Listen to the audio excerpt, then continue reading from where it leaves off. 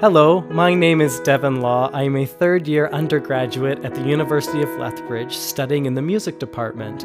Today I am super excited to present the audio production of my first full-length musical, The Lamplighter. The Lamplighter has been an ongoing work for me for the past 3 years now. Ever since I had the chance to be in my first musical when I was 17, I have loved the genre and have always dreamed about writing my own production. Just before we begin, I'd like to just say a huge thank you to everybody who's helped me over the last 3 years with rewriting drafts or drawing backgrounds or recording the music with me so we could produce live versions of all the songs. With all that said, and without further ado, I present The Lamplighter.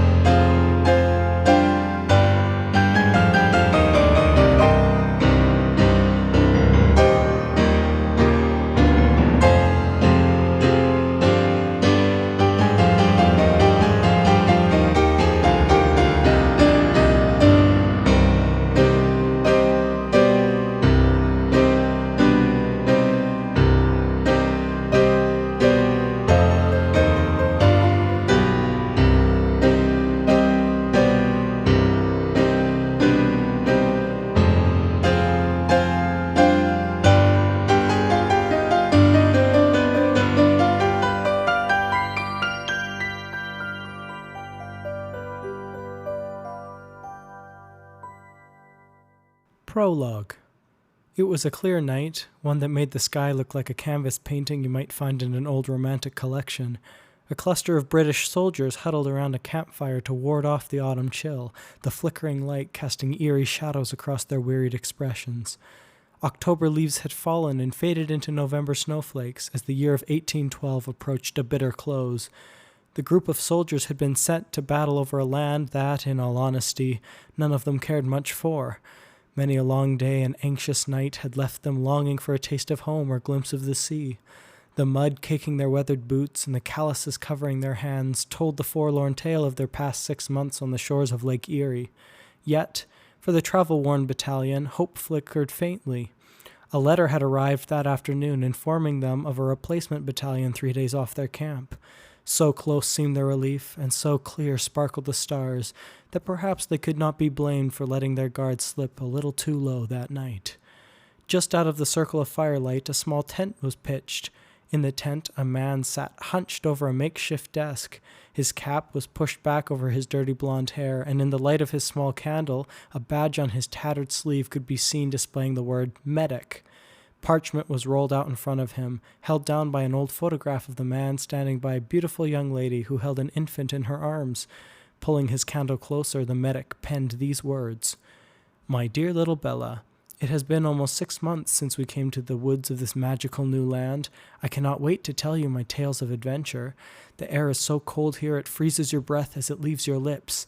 It's as if we are dragons, but in place of breathing fire, we blow out white wisps of smoky cloud. Here, the trees seem to grow 100 feet high, and the prairies are crowned with proud cows that wear beards. They call them buffalo. Oh, how I have missed seeing you. The sky is so clear tonight that when I look up, I almost think I see your mother amongst the stars. I know if she were here, she would be so proud of you, just as I am. I look forward to seeing you very soon. All my love, Papa." The medic folded the parchment, and deep creases marked his brow. His heart was heavy, though he tried not to let his fear show in the letters he wrote his daughter. It was hard to be away from her. Her mother had not survived much past the girl's birth, so she stayed with her great-aunt and uncle when her father was out. It broke the medic's heart to be away, but he had no choice but to serve his time with the military. He poured a small drop of wax upon the pages of his letter to seal it. As he pressed his seal, a shrill cry rent the air. "We're under attack! They're here! We're under—" The sound of gunfire shattered the stillness of the night, silencing the warning cry of the watchguard. Men around the fire stood to run as a mob of American soldiers swarmed out of the woods and into the firelight. Blazes from the barrels of muskets lit the dim camp as British soldiers scrambled and dove for cover. Terror gripped the medic's heart. Leaping to his feet, he snatched the picture of his family from atop the little desk and turned to flee.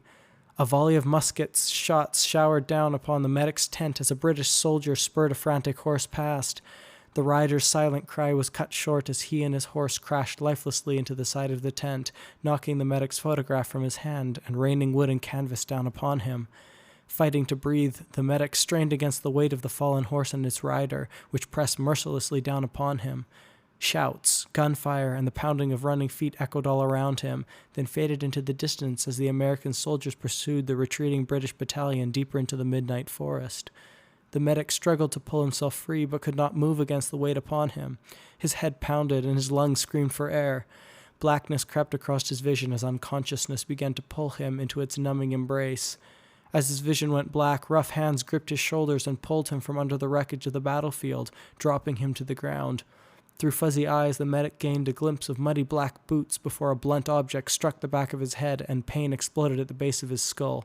"Stay down!" a raspy voice barked.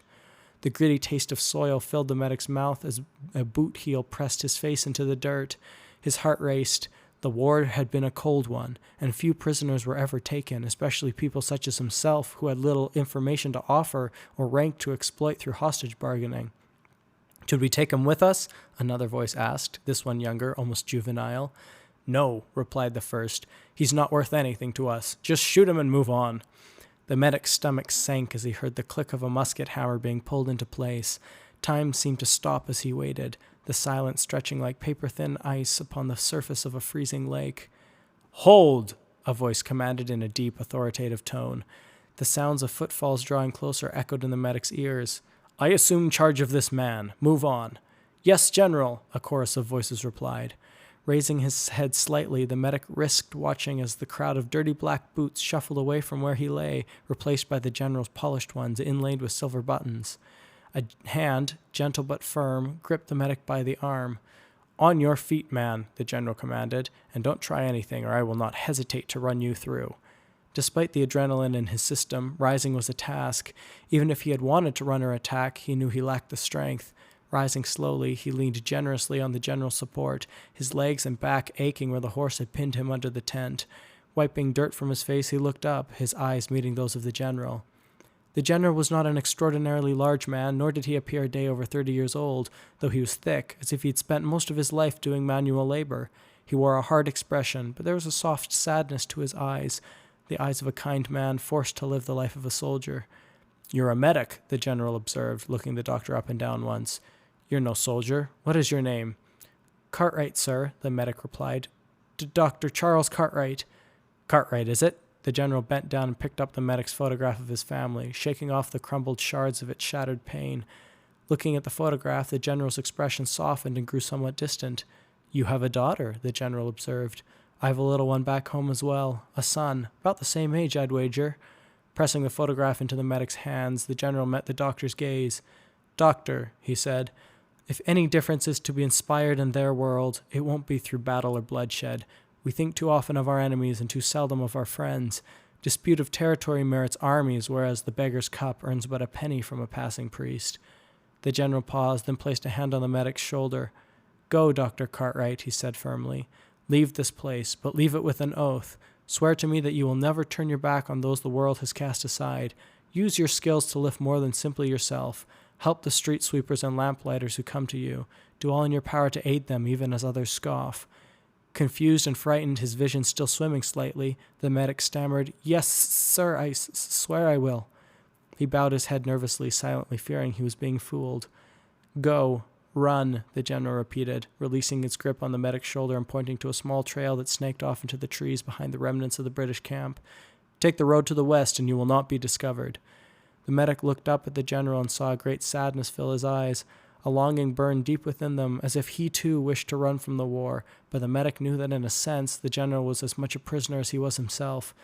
The general's young face suddenly seemed years older, and the uncertainty the medic had once felt towards the man melted away. The medic turned and began to leave, but hesitated, his heart full of emotion. Looking back, he once more caught the general's eye. "I swear, I will forever remember this day." And on that oath, he vanished into the night.